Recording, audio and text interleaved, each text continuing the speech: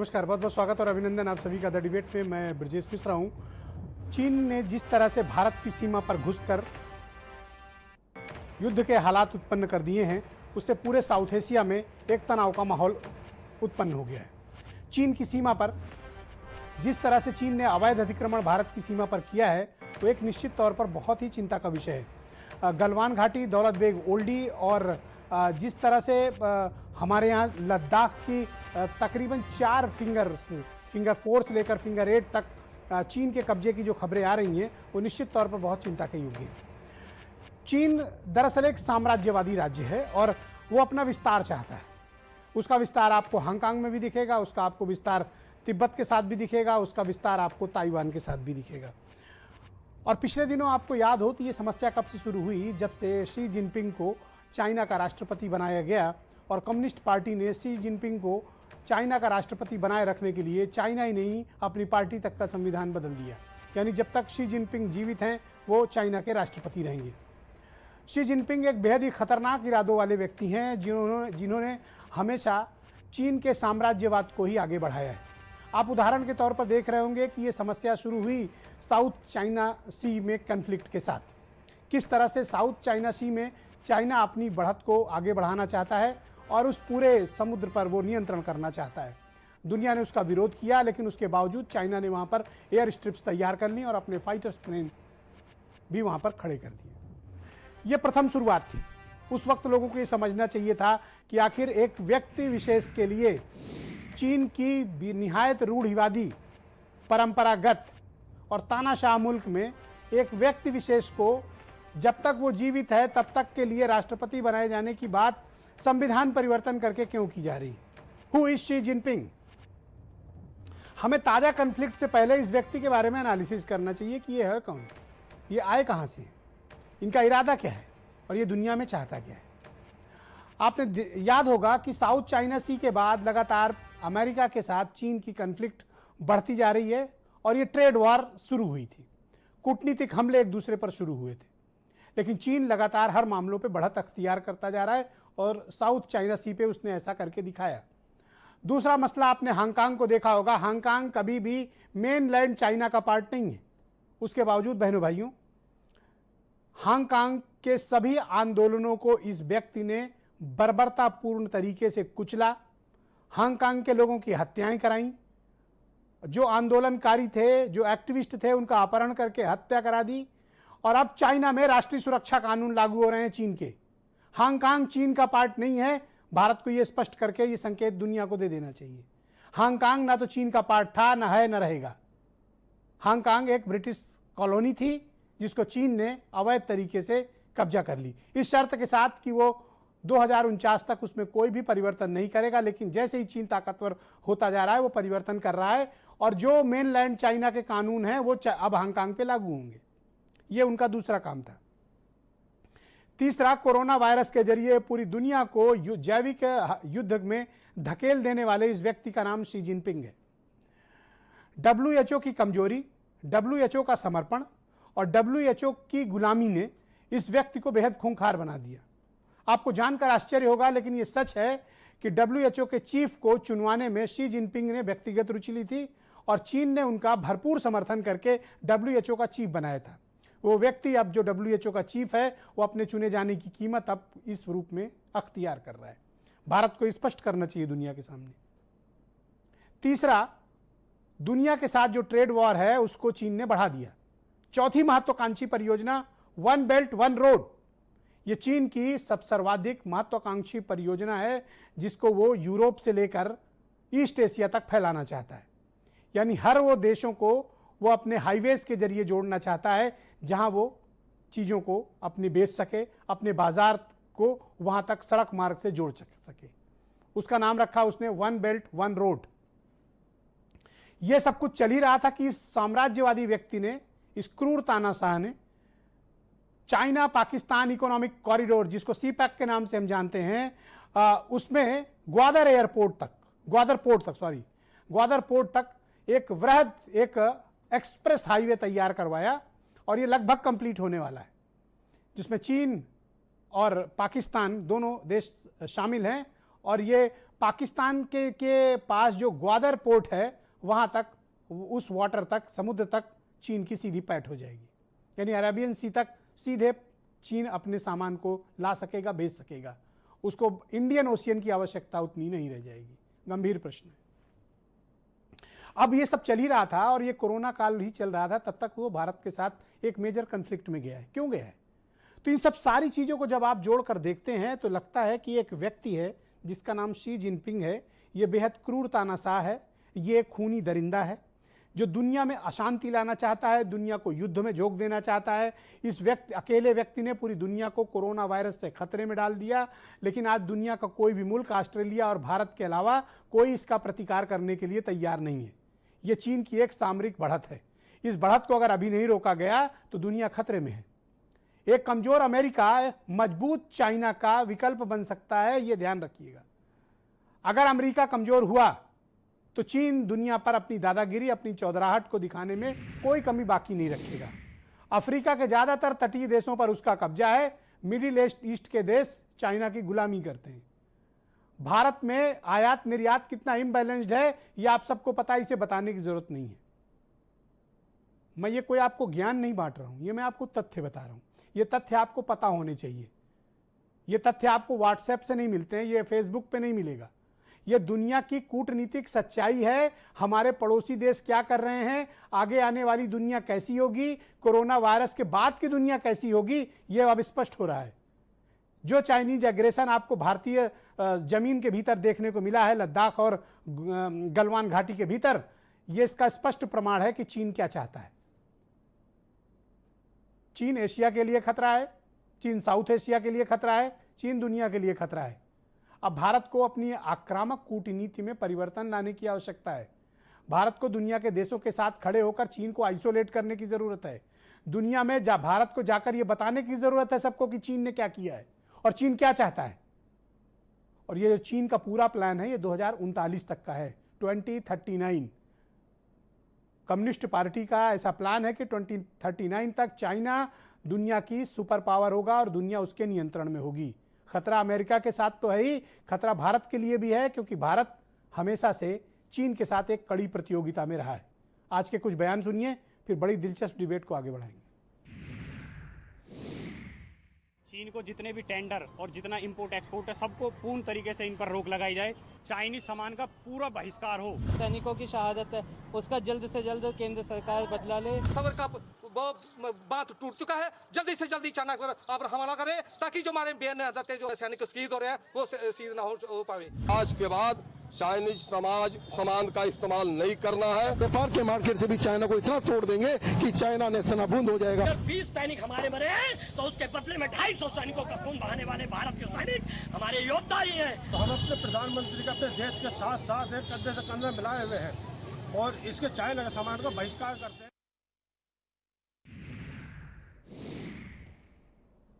तो आज के कार्यक्रम में मेरे साथ हीरो वाजपेयी हैं भारतीय जनता पार्टी से, सुची विश्वास कांग्रेस से हैं, कर्नल NS रावत मेरे साथ डिफेंस एक्सपर्ट हैं, वो भी जुड़े हुए हैं, कर्नल RP सिंह मेरे साथ हैं, मनीष हिंदवी जाने माने पॉलिटिकल एनालिस्ट, और वीरेंद्र सिंह जी हमारे स्टेट हेड। बहुत स्वागत और धन्यवाद आप सभी ने कार्यक्रम को ज्वाइन किया।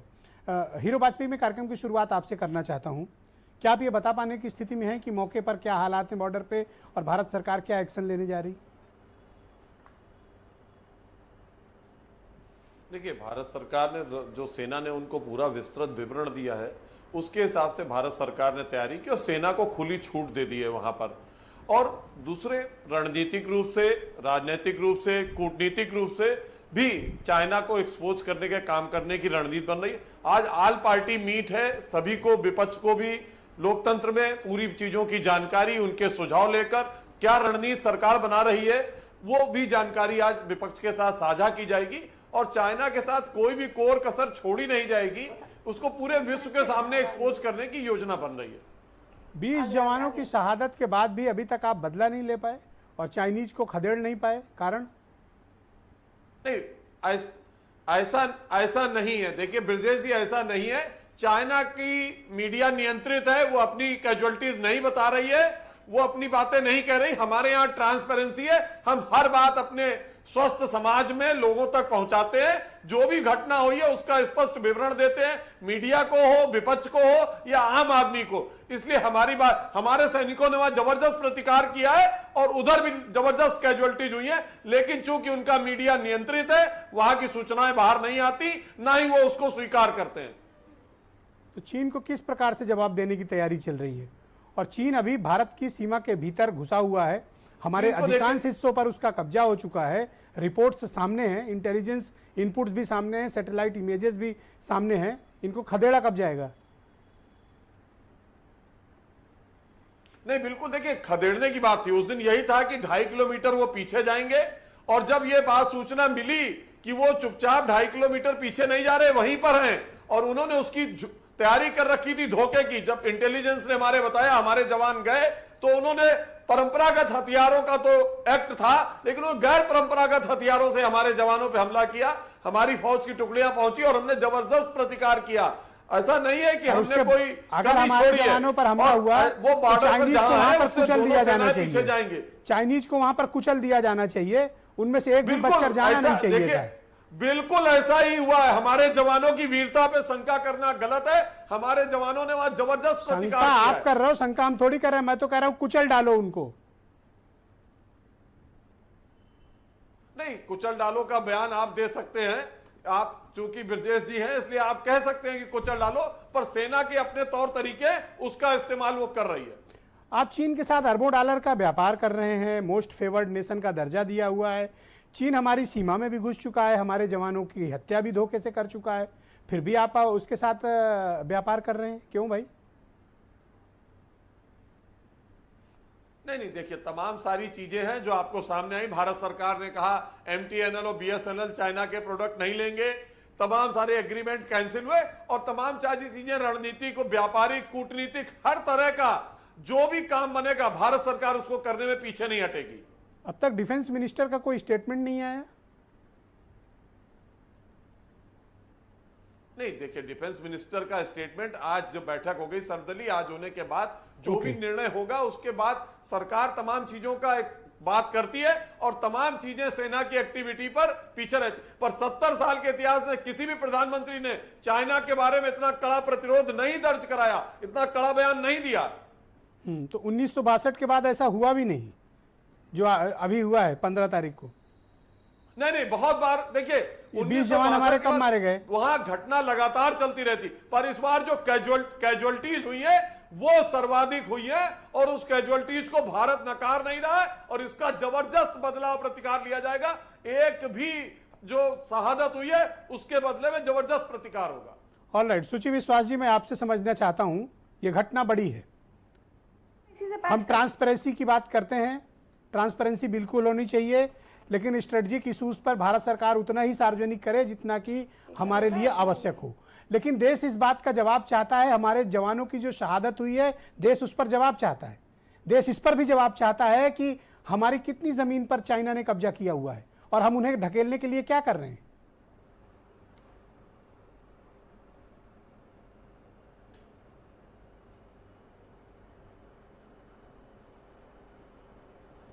सुचि विश्वास जी, आपको मेरी आवाज आ रही है?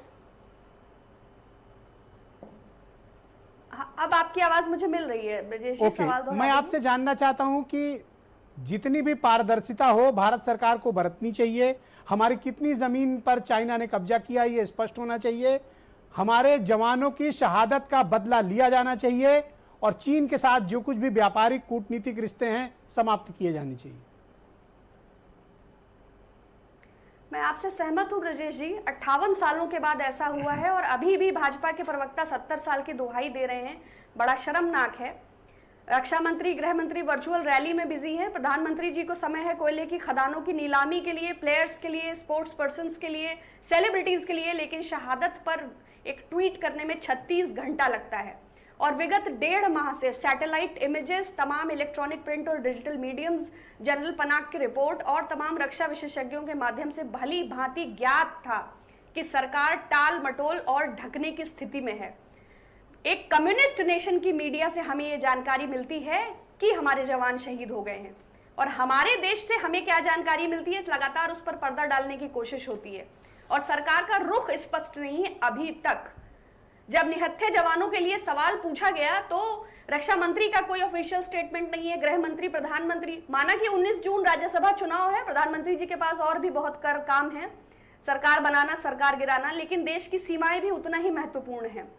हम हालात देख रहे हैं नेपाल में भी, पाकिस्तान में भी, और चाइना तो सर पर ही आ गया। उसके बाद जहां तक व्यापारिक नीति की बात है, 2014 में 14.9% इंपोर्ट था, 18 अलग अलग मौकों पर मोदी जी की मुलाकातें और 5 दौरे, आज वो 39% है। सिर्फ अगर हम इलेक्ट्रॉनिक्स की बात करें तो उसका 16 बिलियन से 25 बिलियन हो गया है, चाहे टेक्निकल, चाहे मैकेनिकल, चाहे केमिकल। तीसरा, यस गो अहेड, आपको मेरी आवाज मिल रही है? दो लाइन और है। Yes please go ahead, please go ahead. हाँ जी, यूपी एसटीएफ कहती है चाइनीज एप्स को अनइंस्टॉल करिए एक लेटर के थ्रू, लेकिन माई जीओवी इंडिया का टिकटॉक ऐप पर ऑफिशियल अकाउंट है जिसके 1 मिलियन फॉलोअर्स हैं। और तो और इससे भी शर्मनाक है कि 20 जवानों की शहादत की श्रद्धांजलि का वीडियो चाइनीज ऐप टिकटॉक पर भारत सरकार द्वारा अपलोडेड है। ये घटना होने से एक दिन पहले Shanghai tunnel engineering private limited को 1126 करोड़ का कॉन्ट्रैक्ट दिया जाता है, जो सरकार राष्ट्रवाद और नेशनल इंटरेस्ट के नाम पर लोगों को गुमराह करती है। वो कितना गंभीर है राष्ट्रीय सुरक्षा को लेकर, हम और आप देख सकते हैं गलवान वैली की form. Alright ma'am, just ANI जैसी संस्था रिपोर्ट करती है कि 2.5 किलोमीटर पीछे चले गए। Just wait ma'am, alright, you can very well understand what exactly the situation is. It is really poor. Alright, thank you. Colonel NS Rawat रक्षा विशेषज्ञ हैं, देहरादून से मेरे साथ इस वक्त जुड़ चुके हैं। कर्नल साहब, बहुत स्वागत आपका, धन्यवाद। मैं आपसे जानना चाहता हूं कि मौके पर क्या हालात हैं, चीन कहां-कहां भारत की सीमाओं पर अतिक्रमण कर चुका है, मौके पर इस वक्त क्या कुछ चल रहा है और किस तरह का वातावरण इस वक्त लद्दाख और गलवान घाटी के आसपास है, देश कुछ जानना चाहता है। अगर आपके पास कोई जानकारी है तो कृपया शेयर करें। ब्रिजेश जी, पहले मैं आपको मुबारकबाद देना चाहूँगा, जो आपका ओपनिंग नैरेटिव था आपने उसमें बहुत सारी चीज़ें बहुत अच्छे तरीके से कवर करी। और आपके प्रश्न की अगर हम बात करें, पहली चीज़ ये जो आप मुझसे पूछ रहे हैं, अगर मुझे इस चीज़ की जानकारी भी हो तो मैं नेशनल मीडिया पे इसके बारे में कुछ नहीं कह सकता। अगर इससे अलग आप जानना चाहते हैं कि वहाँ क्या मनोस्थिति है या क्या हो सकता है, मैं उसके बारे में आपको मेरा एक प्रश्न है आपसे कि हमारी कितनी भूमि पर आपको क्या लगता है कि किन किन पॉइंट्स पर चीन इस वक्त कब्जा कर चुका है, कुछ ऐसी रिपोर्ट्स हैं? देखिए ब्रिजेश जी, सुनिए, ये जो एरिया है वो हमारे लिए इसलिए इम्पोर्टेंट है कि इस इलाके में हम एक सड़क बना रहे थे जो पहले कभी सड़क थी नहीं। जो जम्मू कश्मीर में लद्दाख का सबसे नॉर्दर्न पॉइंट है, जिसको हम डीबीओ भी कहते हैं, वो एरिया पहले कनेक्टेड नहीं था, वहां पे खाली एयर कनेक्टिविटी थी। तो काफी वर्षों से उस सड़क को बनाने का काम चल रहा था और वो सड़क बनाने का काम तकरीबन पूरा हो चुका है। और एक हमने ब्रिज बनाया है, जो ब्रिज उस रोड एक्सेस को दूसरी नदी, एक नदी बहती है वहां पे, उसके दूसरी तरफ में श्योक नदी कनेक्ट करता है जी, श्योक नदी के दूसरी तरफ कनेक्ट करता है जी। तो जो चीन को सबसे बड़ी परेशानी थी वो उस ब्रिज से थी। और दूसरा, अगर आप समझें तो जो ये डीबीओ है, इसके बिल्कुल बगल में जो इलाका है उसको हम कहते हैं अक्षय चिन्ह, जो पाकिस्तान के पहले कब्जे में था और 1962 के बाद से वो चाइना के कब्जे में है। उस इलाके से चाइना ने अपना ईस्टर्न एक्सप्रेसवे बना रखा है। जो आप सीपीईसी की बात कर रहे थे या वन रोड वन बेल्ट की बात कर रहे थे, तो जो उनका लॉन्ग टर्म इंफ्रास्ट्रक्चर का प्लान है, ये उस चीज को बेनिफिट करता है। और जिस दिन हम डीबीओ या उसके ऊपर काराकोरम पास जो है, वहां तक हम अपनी कनेक्टिविटी बना देते हैं, तो आज तक जो कनेक्टिविटी नहीं थी, कितने सालों तक नहीं थी, उससे चाइना को पहले गलवान घाटी का हमारे लिए कर्नल साहब क्या सामरिक महत्व है? देखिए, मैं वही आपको समझा रहा हूं कि महत्व क्या है। सबसे पहले तो हमें डीबीओ, जब हम पहुंच जाते हैं तो डीबीओ से जो ये इनका एक्सप्रेसवे जाता है वो ज्यादा दूर नहीं है, और उस एरिया को अभी तक हम फिजिकली डोमिनेट नहीं कर पाते थे, वहां लिमिटेड ट्रूप्स होते थे। अगर हम वहां पे साइजेबल स्ट्रेंथ मोबिलाइज कर सकते हैं, वहां पे हमारे सैनिक जा सकते हैं, और कल को अगर कोई युद्ध की स्थिति होती है तो हम उनके उस एक्सप्रेस वे को थ्रेटन कर सकते हैं। ओके, क्या हम डीबीओ से, दौलत बेग ओल्डी एयर स्ट्रिप से, क्या हम सीपीईसी को टारगेट कर सकते हैं? उसी को, जी बिल्कुल वही मैं कह रहा हूं कि उसको करने के बाद हमारा जो उनकी तरफ थ्रेट है हम वो बन सकते हैं। तो उसके लिए चीन नहीं चाहेगा कि जो एक कनेक्टिव रोड है वो रहे, और ये जो गलवान के पास ब्रिज बना है ये ब्रिज रहे, क्योंकि इससे जो हम अचीव कर रहे हैं वो नहीं चाहता हम अचीव करें। क्या आपको लगता है कि चाइना ने ऐसी कोई शर्त रखी है? देखिए, इसको तो हमारे जो राजनेता हैं वही बता सकते हैं।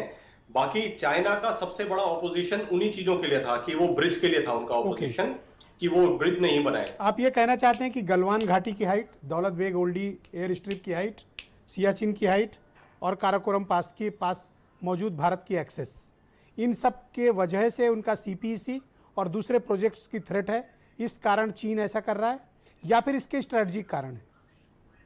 देखिए, अल्टीमेटली तो स्ट्रेटेजिक कारण है, और एक नहीं काफी कारण है। पहला कारण, देखिए कश्मीर में जो, जम्मू कश्मीर में जो बदली हुई परिस्थितियां हैं और पाकिस्तान को जो मुश्किल आ रही है वहां पे अभी ऑपरेट करने में, यह पहली है। दूसरी, हम जो ये क्लेम कर रहे हैं कि हम अक्षय चिन्ह भी चाहते हैं और हम पीओके भी चाहते हैं। अब पीओके से ये सीपीईसी की एक्सेस जाती है, जिसमें चाइना ने बहुत सारा अपना पैसा लगा रखा है, तो वो नहीं चाहेगा कि कोई भी इंक्लूडिंग भारत उसको थ्रेट करे। दूसरी चीज, जो अक्षय चिन्ह का मैं कह रहा हूं, वो भी नहीं चाहेगा कि हम वहां से किसी तरीके से उनको तंग करें। What next? आपको क्या लगता है कि आगे क्या है? आगे का क्या है, ये एक बहुत बड़ा प्रश्न है। चीन एक अनप्रिडिक्टेबल वॉरफेयर खेलता है। आज की डेट में उसको भी अपने दिमाग में चल रहा होगा, अगर हम जो ये रिपोर्ट आई हैं इनको सच माने कि हमारे 20 सैनिक मारे गए और उनके 43 सैनिक मारे गए, तो उनकी फोर्सेस का मोराल बहुत डाउन होगा। तो पहली चीज तो वो ऐसा कुछ करना चाहेगा जिससे कि अपनी फोर्सेस का मोराल अप कर सके। दूसरी चीज, जो अपना वो इन्वेस्टमेंट करा है उसको प्रोटेक्ट करना चाहेगा। इस बीच में मैं पहले आपको कह रहा था कि काफी कारण है। अभी आप ये इलाका देखिए कि डीबीओ के बगल में काराकोरम पास है, उसके बगल में सियाचिन ग्लेशियर है। ये पूरा एरिया ग्लेशियर वाला है और यहां से 2-3 नदियों को पानी जाता है। तो जो भी इस ग्लेशियर को कंट्रोल करेगा वो नदियों के पानी को फ्लो को कंट्रोल करेगा। अगर हम देखें, पिछले कुछ सालों में चीन ने ब्रह्मपुत्र के पानी को बिल्कुल रोक दिया है। उसने वहां पे डैम लगा दिया है और उसके पानी को वो अपनी इरिगेशन और इंडस्ट्रियलाइजेशन एक्टिविटी यानी कि उद्योग और खेती बाड़ी के लिए इस्तेमाल कर रहा है। तो पानी फ्यूचर के हिसाब से एक बहुत बड़ी कमोडिटी है, तो पानी भी एक इंटरेस्ट है। दूसरा, अगर वो उस एरिया को हासिल कर लेता है तो जो उसका सीपीसी का कनेक्टिविटी है वो अगर इस इलाके से हो जाती है तो उसका रूट छोटा। हमारे सैनिकों की शहादत कहां पर हुई? भारत की भूमि पर हुई, या एलएसी पर हुई, या नो मैंस लैंड पर हुई, या चाइनीज भूमि पर हुई? देखिए, अगर आप इस तरह के प्रश्न पूछ रहे हैं, इसके प्रश्न आप ऑफिशियल जो बयान आते हैं हम उन्हीं पे निर्भर हो सकते हैं। कि अगर ऑफिशियल बयान जो आया कि भारत की भूमि पर कब्जा किया, हम वहां से हटाने के लिए गए और वहां पे लड़ाई हुई, तो उसमें हमारे जवान शहीद हुए, हम उसी को लेके चल सकते हैं। All right colonel, all right. मेरे साथ मनीष सिंधवी जी भी मौजूद हैं, बहुत ही जाने माने एक्सपर्ट हैं और विदेश मामलों पर खासा अनुभव रखते हैं। मनीष जी, जिस तरह के हालात चाइना ने पूरी दुनिया भर में उत्पन्न कर दिए हैं, मेरी चिंता दूसरी है। मेरी चिंता शी जिनपिंग के जैसे खूंखार व्यक्ति हैं। कोई देश बुरा नहीं होता, व्यक्ति बुरे होते हैं, लीडर्स बुरे होते हैं। आप दुनिया में कोई देखें, एक से एक तानाशाह पैदा हुए, लेकिन वो देश बुरा नहीं था, वहाँ की जनता बुरी नहीं थी, लेकिन लीडर्स बुरे थे। उसी तरह शी जिनपिंग है। एक व्यक्ति के लिए पूरा संविधान बदल दिया गया, पूरे देश का कानून बदल दिया गया। एक पार्टी जिसकी हुकूमत है चाइना पर, उस पार्टी ने अपना भी इंटरनल संविधान बदल दिया। आखिर क्या है ऐसा शी जिनपिंग में, और वो चाहते क्या हैं? ब्रिजेश, अगर आप पूरी दुनिया में देखिए तो एक एक्सट्रीम नेशनलिज्म का भाव बढ़ रहा है। पिछले सेकेंड वर्ल्ड वॉर के बाद का जो समय रहा वो ग्लोबलाइजेशन की दुनिया थी, जब दुनिया आपस में जुड़ रही थी, एक हो रही थी, खाली ट्रेड से नहीं, हर तरीके से। ह्यूमन रिसोर्स भी ट्रांसफ़र हो रहा था, लोग कहीं भी जा रहे थे, आ रहे थे। आप देखिए पिछले कुछ सालों से उस भाव में कटौती हो रही है। अमेरिका भी अपने यहाँ कहता है अब मैं अपने लोगों को सिर्फ काम दूंगा, ठीक। रशिया में पुतिन भी हावी हो जाते हैं, वो भी जब तक जिंदा रहेंगे, कभी प्राइम मिनिस्टर रहेंगे, कभी प्रेसिडेंट रहेंगे, लेकिन हावी रहेंगे तंत्र पर। शी जिनपिंग को देख लीजिए, ये जो एक भाव पूरी दुनिया में हो रहा है ना, ग्लोबलाइजेशन की बात खत्म होकर अब वापस लोकलाइजेशन की बात हो रही है और एक्सट्रीम नेशनलिज्म की बात, अति राष्ट्रवाद की बात हो रही है। ये पूरी दुनिया के लिए अच्छा नहीं है। एक बात, दूसरी बात क्या है, वर्ल्ड ऑर्डर चेंज होगा इस कोरोना के बाद। हम लोग इस बात को याद रखेंगे कि कैसे कोरोना के बाद वर्ल्ड ऑर्डर चेंज हुआ, एक नया वर्ल्ड ऑर्डर बनेगा। क्योंकि सिर्फ ये जो पॉलिटिकल एग्रेशन है, ये सिर्फ चाइना नहीं दिखा रहा है। आप देखिए, चाइना ने ताइवान स्ट्रेट में, हिमालय में, साउथ चाइना सी में, वियतनाम, जापान, भारत, सबके साथ उसके वो चल रहे हैं। उधर नेतानियाहू, आप देखिए हांगकांग में अब वो मेनलैंड चाइना के कानून लागू कर रहा है। जी जी जी, दुनिया में मैं देख रहा हूं सबके मुंह में टेप लगा है, सबने आंखों में पट्टी बांध ली है और कान में रुई ठूस ली। नहीं, वही पॉलिटिकल ये एग्रेशन दुनिया है। नहीं, बिल्कुल। कोरोना वायरस से 5 लाख लोग मर गया, पूरी दुनिया की अर्थव्यवस्था चौपट हो गई और इस क्रिमिनल चीन को कोई पनिश भी नहीं कर रहा है। नहीं, मैं कह रहा हूँ कि आप देखिए एक नया वर्ल्ड ऑर्डर कैसे बन रहा है इस एक्सट्रीम नेशनलिज्म का। नेतानियाहू पैलेस्टीन में कह रहे हैं कि हम और वेस्ट बैंक का हिस्सा ले लेंगे। रशिया अपने यूक्रेन की तरफ अपने आप को ले जा रहा है। आपको लगता नहीं कि कुछ उत्तर कोरिया साउथ कोरिया के बीच फिर से कॉन्फ्लिक्ट शुरू हो गई? एक नए वर्ल्ड ऑर्डर बने और वो भी बड़े नफरत पर चीजें कर रही हैं। I do agree with you. ये पूरी दुनिया के लिए अच्छा नहीं है। मिडिल ईस्ट में MBS भी बैठा हुआ है। हाँ, तो ये जो पॉलिटिकल एग्रेशन पूरी दुनिया में दिख रहा है, ये बड़ा खतरनाक है दुनिया के लिए। क्योंकि हम सेकंड वर्ल्ड वॉर के बाद ये समझ, जब हमने UN बनाया था, तो इस बात को माना था कि अगर तीसरा विश्व युद्ध होगा, भारत को रिस्पॉन्ड कैसे करना चाहिए? हमारा ट्रेड इम्बैलेंस इतना ज्यादा क्यों है चाइना के साथ? उसका कारण क्या है? और ये जो हम यहाँ कर रहे हैं कि साहब हम इस चाइना के सामान का बहिष्कार कर देंगे, वो सब ये सब तमाशे वाली बात, बड़ी चाइल्डिश बातें हैं। ये तो क्योंकि तमाशे वाली बात। उसका कारण बताऊंगा आपको। अरे सरकार को एक्शन लेना चाहिए ना। हमारा जो एक्सपोर्ट है चाइना को, हमारे एक्सपोर्ट का 5% और इंपोर्ट वहां से हम करते हैं 14%। हमारे यहाँ जो है उनका 1 और 3% है। एक इंपोर्ट 1% हमसे लेते हैं वो, और एक्सपोर्ट हमको करते हैं 3%। मतलब उनके ट्रेड का बहुत छोटा हिस्सा है हम, और हमारे ट्रेड का बड़ा हिस्सा है वो। तो नुकसान तो अल्टीमेटली हम उठाएंगे। इसके अलावा बहुत सारी हमारी जो शॉर्ट, माइक्रो, मीडियम इंटरप्राइजेस, उनका इंटरमीडिएट गुड वहां से आता है, तब वो फिनिश प्रोडक्ट बनाते हैं। हमारे बहुत सारे स्टार्टअप में उनका पैसा लगा है। इकोनॉमिकली देखेंगे तो वो हावी हैं हम पर, हम नहीं हावी हैं उन पर, वो हावी हैं हम पर।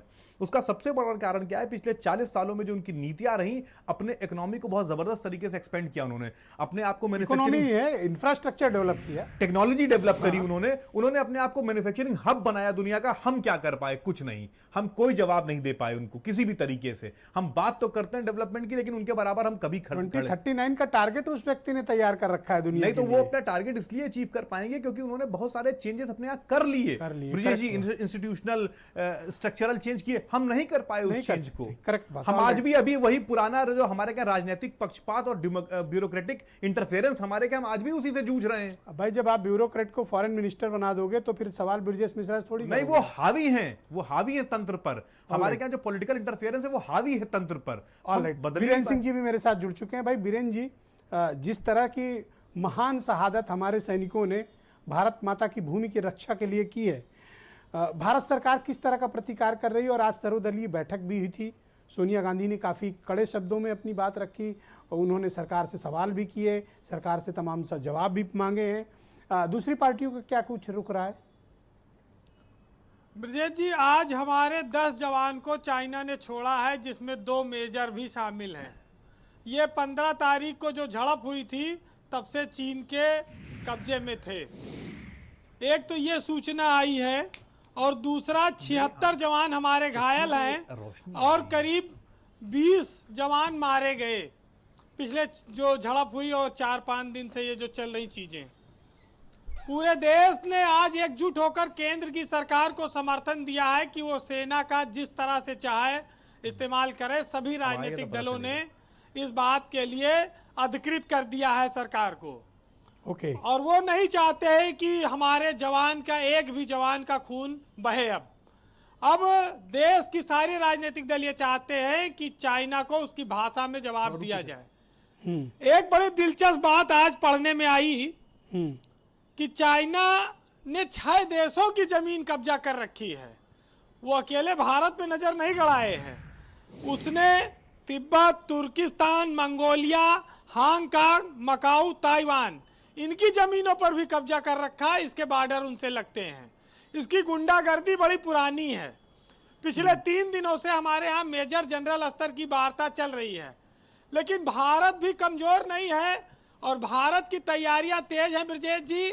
आज एयरफोर्स के चीफ मार्शल ने लेह का दौरा किया है और हमारे फाइटर प्लेन भी बॉर्डर के आसपास लगे हुए हैं। बड़ी संख्या में तैयारी चल रही है। अगर उधर से कोई हमला होगा तो जवाब तगड़ा देगी सरकार, इसमें कोई शक नहीं। मोदी की सरकार को एक मजबूत सरकार माना जाता है। हीरो वाजपेयी बैठे हैं, आप कह रहे थे कि खून की नदियां वाली बात न करो ब्रजेश जी, आप कर सकते हो, हम नहीं। जब ये विपक्ष में होते हैं तब ये एक के बदले 10 सर लाते हैं। आज मायावती भी इनको सपोर्ट मिला है। जब ये विपक्ष में होते हैं तब ये कहते हैं चूड़ियां भेज दें, सैनिक मारे जा रहे हैं। तब अब जब ये सत्ता पक्ष में आ जाते हैं तब ये जवाब नहीं दे पाते। तब कहते हैं ब्रजेश मिश्रा नाम है, आप कुछ भी पूछिए, हीरो वाजपेयी नहीं पूछेंगे। हाँ, तो ये तो सबसे बड़ी बात लाए हैं ये ब्रजेश जी। हमारे देश की ये बड़ी विडंबना है कि हम जिन्हें चुनते हैं वही हमें धुनते हैं और इनसे सवाल पूछ नहीं सकते आप।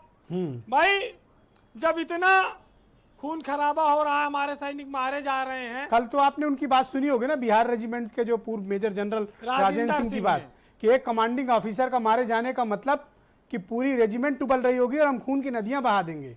ये ब्रजेश मिश्रा का स्टेटमेंट नहीं है, उस रेजिमेंट के मेजर जनरल रहे राजेंद्र सिंह साहब का स्टेटमेंट था। देखिए, कांग्रेस की सरकार में एक विदेश मंत्री हुए थे आर.के. मेनन, और ये दूसरे आपके ये साबित हो रहे हैं मोदी की सरकार में। अरे मेरे नहीं है भाई, वाजपेयी जी के हैं। हाँ। ये जयशंकर, ये भी भारत की नाक कटवाएंगे, वो भी कटवाए थे।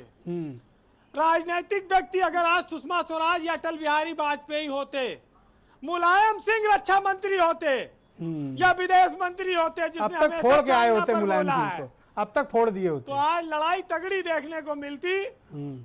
अब ये तो बहुत सारी चीजें हैं हमारे देश में। हिंदुस्तानियों का खून उनसे ज्यादा उबलता है। चाइना की सेना दुनिया की भले बहुत बड़ी सेना हो, लेकिन जज्बे में, हिम्मत में और प्राणों का बलिदान करने में हमसे आगे कोई नहीं है, और दुश्मन को घर में घुस के मारने में। लेकिन अब ब्रजेश जी समस्या यह है कि हमारे देश और दुनिया बड़ी भुलक्कड़ है।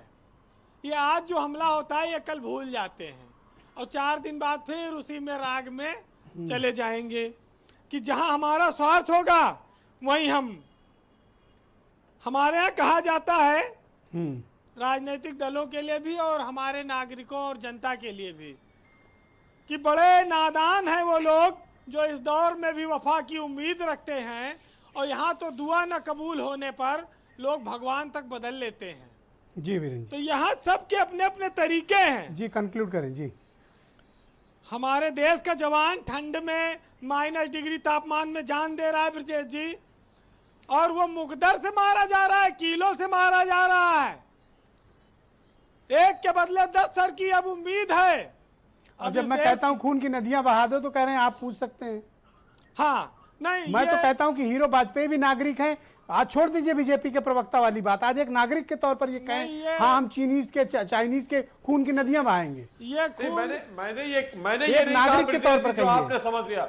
मेरा कहना यह है कि सेना अपनी तरफ से कोई कोर कसर हिंदुस्तान की नहीं छोड़ सकेगी। खून का बदला खून, हिंदुस्तान की सेना कोई कमजोर नहीं है। शहादत का बदला शहादत। हीरो वाजपेयी के कह देने कुचल डालेंगे उनको। ब्रजेश मिश्रा के कह देने से क्या हिंदुस्तानियों का खून नहीं खोल रहा है? क्या हिंदुस्तानियों का खून नहीं खोल रहा है? खौलाओ, इसीलिए तो कह रहा हूँ। कब खोलेगा खून? क्या उसी से कब खोलेगा आपका खून? काम करेगी सेना, अपना खोलेगा आपका खून? यही तो कह रहा हूँ, अपना काम कर रही है। खौलाओ अपना खून। देखिए, जी कंप्लीट करें। यहाँ कहा गया है कि अब भी जिस खोलना है तापमान अभी बताना बाकी है। जब कुछ होगा तब बयान होंगे ना, खाली पीली बयान देने से काम नहीं चलेगा। वेरी गुड, आपको पता लगेगा सरकार और हमारी सेना कुछ करके दिखाओ। Okay Virendra ji, go ahead. करके दिखाया ब्रजेश जी। कई बार आपके चैनल पे ही ये बात हुई है। पाकिस्तान के स्ट्राइक करी, बर्मा में स्वयं अभिनंदन करने आऊंगा अगर आप ऐसा कर डालें। ये भाजपा सरकार ने नहीं किया है। आप कुछ कांड कर दो चाइना के साथ, बिल्कुल ऐसा ही होगा। आऊंगा आपका। Virendra ji, go ahead. देखिए, चाइना बिल्कुल ऐसा ही होगा। इतना आसान नहीं है लड़ाई लड़ पाना, क्योंकि व्यापारिक रिश्ते हैं और मोदी सरकार में ये व्यापारिक रिश्ते लगातार बढ़े हैं। अब इनको बहुत सारी चीज़ों पर फैसला लेना है। लेकिन हमारे देश का जवान -डिग्री तापमान में कैसे जिंदा रहता है, इन 4 लाइनों में सुनिएगा कि कभी ठंड में ठिठुर कर देख लेना, कभी तपती धूप में जल के देख लेना, कैसे होती है हिफाजत मुल्क की, कभी सरहद पे चल के देख लेना। ब्रजेश जी, जो हमारे 20 जवान मारे गए हैं उनके सम्मान में 4 लाइन कहूँगा कि गजरे की, एक सैनिक के लिए कह रहा हूँ कि गजरे की खुशबू को महकता छोड़ आया हूँ और मेरी नन्ही सी चिड़िया को चहकता छोड़ आया हूँ, और मुझे छाती से अपनी तू लगा लेना है भारत माँ, मैं अपनी माँ की बाहों को तरसता छोड़ आया हूँ। बड़ा भावुक आपका शेर है वीरेंद्र जी। हम सब भी श्रद्धा सुमन अर्पित करते हैं अपने महान वीर शूरवीर सैनिकों को। एक छोटा सा ब्रेक लेना चाहते हैं बहनों भाइयों। ब्रेक के फौरन उस पार हम इस विषय की चर्चा को आगे बढ़ाएंगे।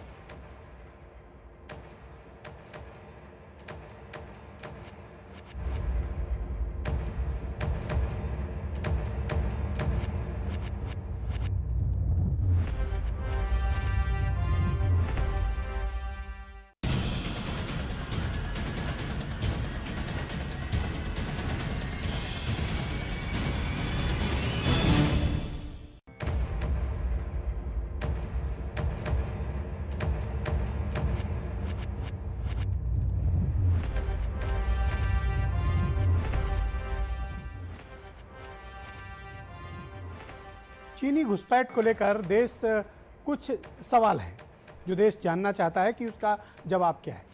क्या चीन ने भारत की ज़मीन पर कोई अतिक्रमण किया है, कोई अवैध कब्जा किया है?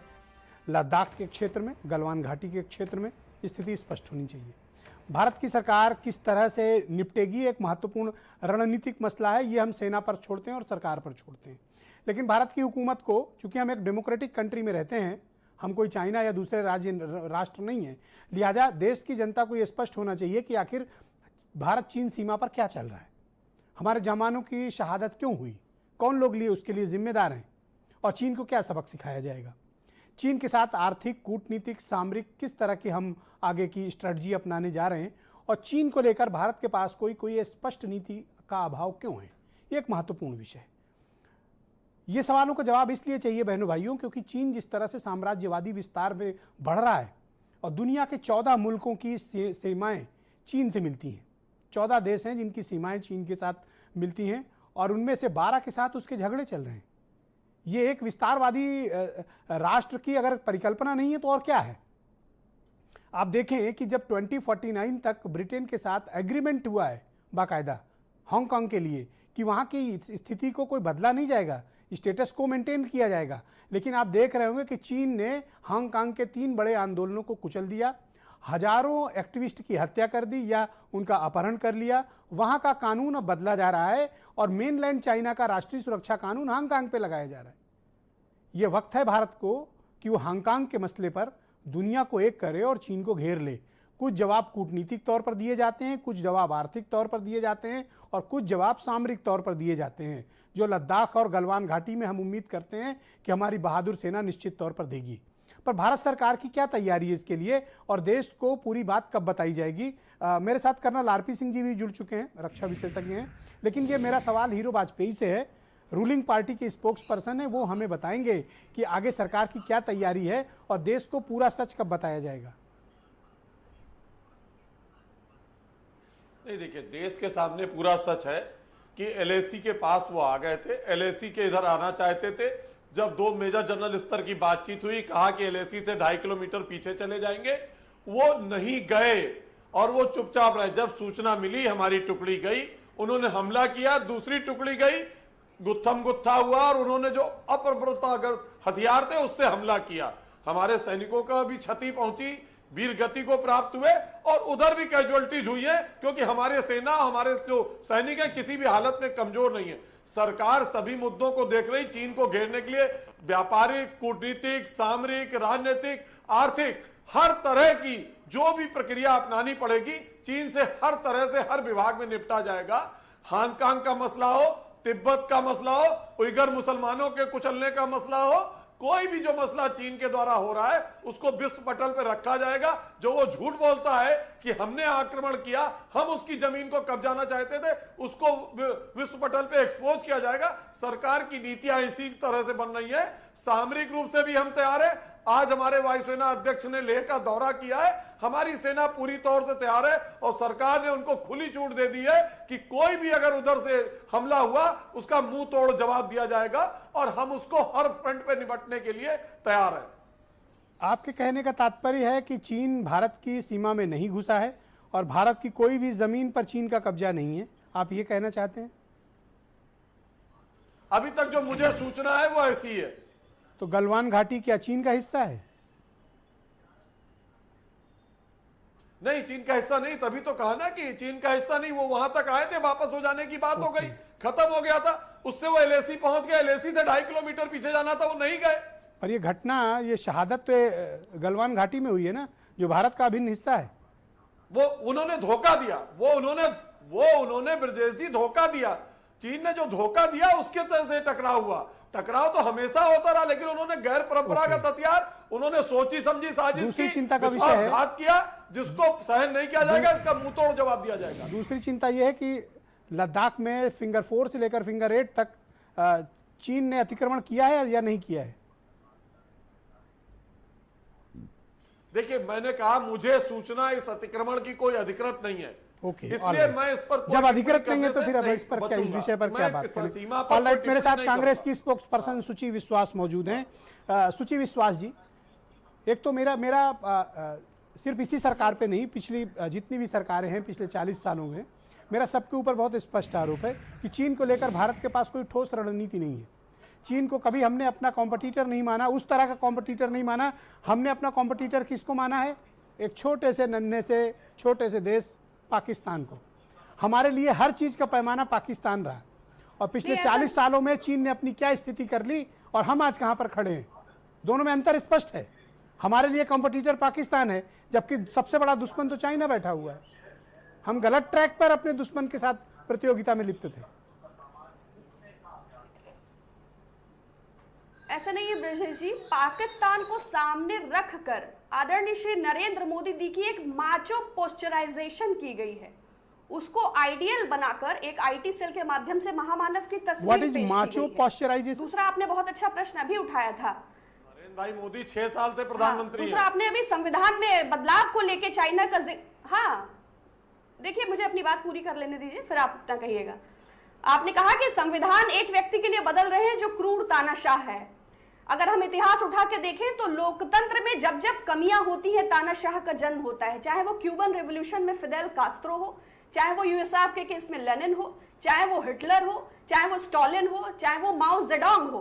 और माओ जेडोंग चाइना का कितना बड़ा कारक रहा। ये सारी प्रोग्रेस तो डैन जिनपिंग की है। उसने क्या किया? Cultural revolution, great leap forward, लाखों लोगों के मरने के ये लोग कारण हुए। तो जब जब लोकतंत्र पर कुठाराघात होता है, तब तब ऐसे कम्युनिस्ट नेशंस का जन्म होता है। और ये सारे लोग कहीं ना कहीं लोकतंत्र के बहाने से अपनी अपनी पार्टीज बनाकर और उस पर कुठाराघात करने के लिए, हमारे देश की भी जो स्थिति तब्दील हो रही है, बहुत सारे मंत्रालय हैं लेकिन पता तो सिर्फ 2 ही लोगों का चलता है। जुडिशरी एक इंडिपेंडेंट एंटिटी है। प्रवासी मजदूरों के मसले के लिए समय नहीं मिलता, मगर अर्नब गोस्वामी को 14 घंटे में वक्त मिलता है। मीडिया की स्थिति पे मैं कुछ कहना नहीं चाहती। एएनआई जो रिपोर्टिंग इस विषय पे कर रहा है, और गलवान वैली में जो 2.5 किलोमीटर सेना चली गई थी और जो हालात हम देख रहे हैं, अभी हमारे साथी प्रवक्ता ने कहा कि कोई आपके प्रमुख सवाल अधिकृत नहीं क्या है? आप किन सवालों का जवाब चाहती हैं? आपके सवाल क्या हैं? मैं चाहता हूं कि इसको आप जल्दी से स्पष्ट कर दें तो हम आगे डिबेट को बढ़ाएं। 2 पॉइंट्स और हैं अधिकृत पे। एक तो जनरल पनॉक की बहुत ही डिटेल्ड रिपोर्ट थी, उसमें लोकेशन चाहे वो फिंगर 4 टू फिंगर 8 हो, चाहे वो गलवान वैली हो, चाहे वो पैंगोंग लेक हो, and it was very very crystal clear. दूसरा, चीनी दूतावास के प्रेस अधिकारी वियान जिंगपिंग ने जो ट्विटर में टैग करके पब्लिश किया पोस्ट, और वो सबके संज्ञान में है, आउटलुक और द वीक ने उसको कवर किया। It was very clearly mentioned कि लोकसभा में माननीय गृह मंत्री जी के एक भाषण के दौरान जेएनके के बाद उन्होंने कहा कि अक्साई चीन को भी खाली करा लेंगे। इस लाइन को स्वतः संज्ञान में लेते हुए चाइना ने अप्रैल के मिड से अपने ट्रूप्स को गलवान वैली में भेजना शुरू कर दिया, जो कि सैटेलाइट इमेजेस के माध्यम से हम भी देख रहे थे। देखिए, अपरिपक्व और बड़बोले बयानों के चलते हम एक अजीबोगरीब स्थिति में खड़े हो गए हैं। चाइना $14 ट्रिलियन की इकोनॉमी है, अमेरिका $21 ट्रिलियन की इकोनॉमी है, और हमारे क्या हालात हैं हमें तो पता नहीं, हम और कितना गिरने वाले हैं। तो बड़ी बड़ी बातें करना, फर्जी बातें करना, वास्तविकता ये है कि हम हेल्थ इंफ्रास्ट्रक्चर और माइग्रेंट के इश्यूज पर भी राहुल गांधी जी को देख लीजिए, कर्नल रावत, ओके, अर्थव्यवस्था के मोर्चे पर फेल है। राहुल गांधी जी को देख लीजिए, कहते हैं हथियार लेके क्यों नहीं गए मैं थे? चाहता हूं कि इस पे डिफेंस एक्सपर्ट्स का भी आए। जस्ट सेकंड भाई वाजपेयी जी, एक सेकंड रुक जाएं। कर्नल साहब मेरे साथ मौजूद हैं। कर्नल साहब मुझे एक बात बताइए, जितना हैवी मिलिट्री स्टैब्लिशमेंट लेकर गलवान घाटी में, जितना मिलिट्री हैवी इस्टेब्लिशमेंट लेकर लद्दाख सेक्टर में चीन घुसा, हमें उसकी पता क्यों नहीं चला? और अगर हमें पता चल रहा तो हमें किस तरह का रिस्पॉन्ड करना चाहिए था? पेट्रोलिंग किस तरह से होती है, थोड़ा सा ये बताएं लोगों को कि इस तरह की चीज़ों पर नज़र कैसे रखते हैं आप लोग जब बॉर्डर पर होते हैं? तो ब्रजेश जी, इस वार्ता में बहुत अच्छे अच्छे पॉइंट रेज हो रहे हैं। तो आप ये देखिए, एक तरफ से हम प्रगतिशील राष्ट्र हैं जिन्होंने पिछले कुछ सालों में काफी सैटेलाइट्स लॉन्च करी हैं, जो हमारी पहले डिपेंडेंस अमेरिका की तरफ थी सैटेलाइट इमेजेस के लिए, अब हमारी वो खत्म होती जा रही है। उसके अलावा हमारे पास यूएवीज हैं, और जो आप कह रहे हैं फिजिकल पेट्रोलिंग, वो तो एक आखिरी चरण रहता ही है।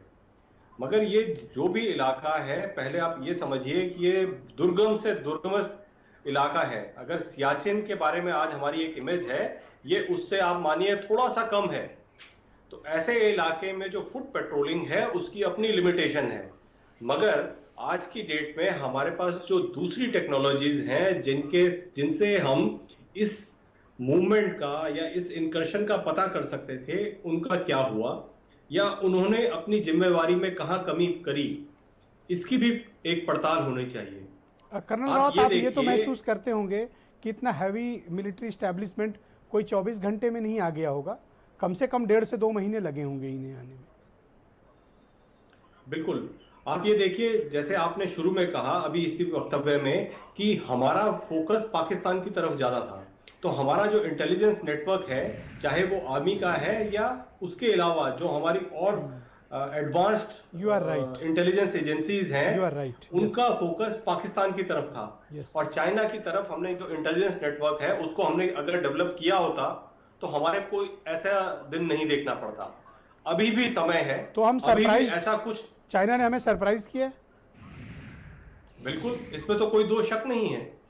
इस तरह की अगर वो हमारी टेरिटरी में घुस आता है और हम उसको अप्रिशिएट नहीं कर पाते तो इसको सरप्राइज ही मानेंगे हम।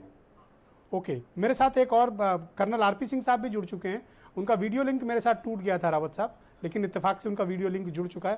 Thank you so much RP Singh साहब, आपने अपना समय निकाला। जो कुछ भी चीन और भारत सीमा पर चल रहा है ये निश्चित तौर पर बहुत चिंता के योग्य है, और भारत की सेना को इस पर किस प्रकार से प्रतिकार करना चाहिए और चीन जैसे देशों से निपटने के लिए हमें किस प्रकार की तैयारी की आवश्यकता है।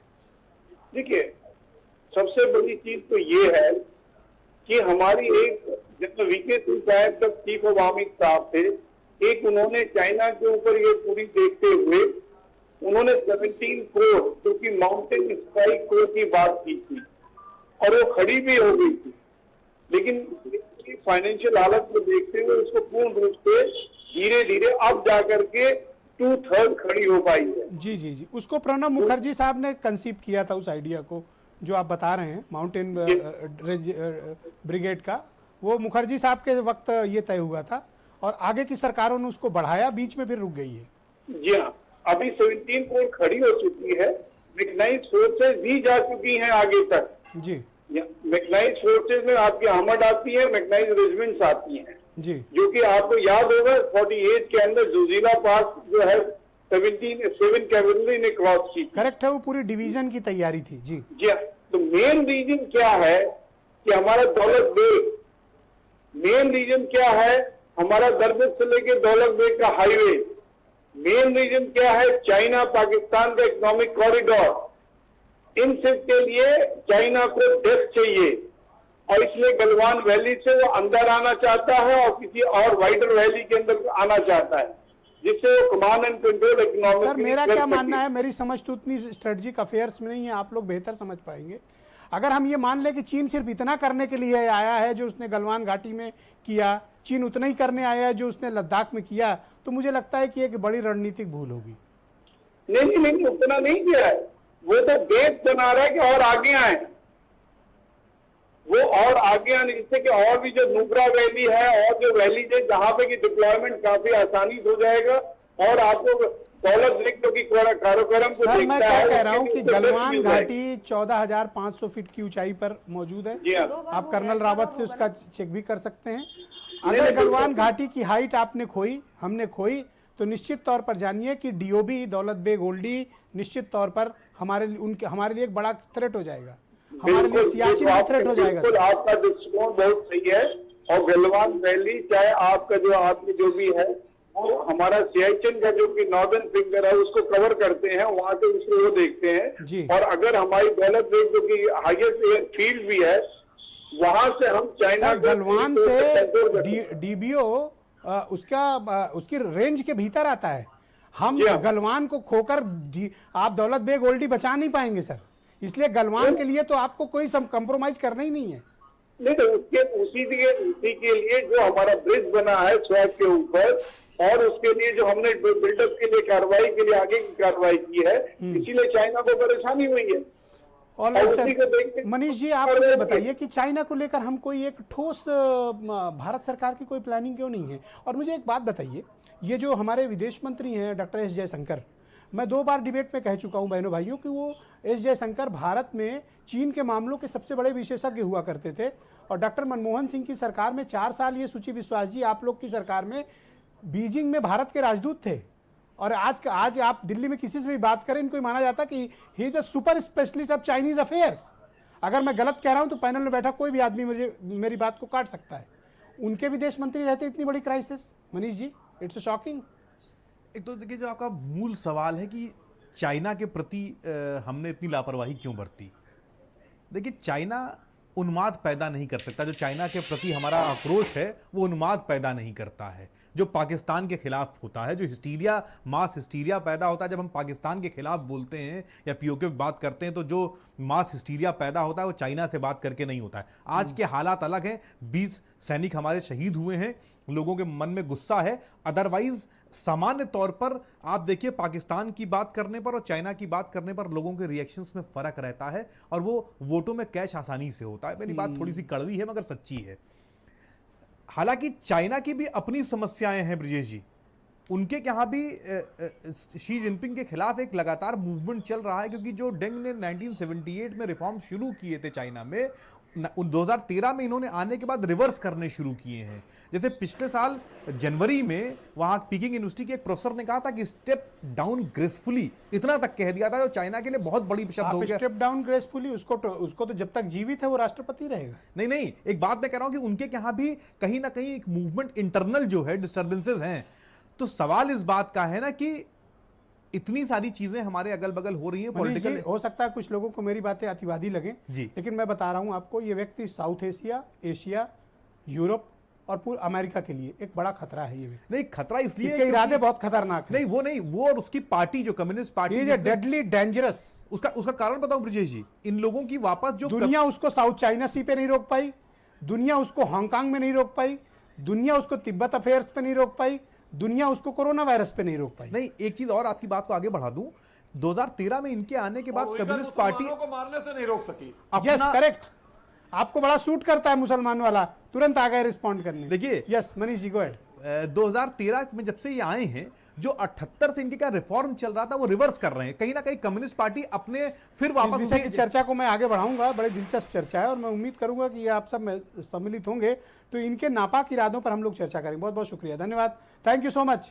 आप दोनों का भी बहुत बहुत धन्यवाद, सुची जी आपका भी और हीरो वाजपेयी जी आपका, कर्नल साहबान आप लोगों का भी बहुत शुक्रिया और आप सबका भी बहुत बहुत धन्यवाद इस कार्यक्रम को देखने के लिए। थैंक यू, धन्यवाद, गुड नाइट।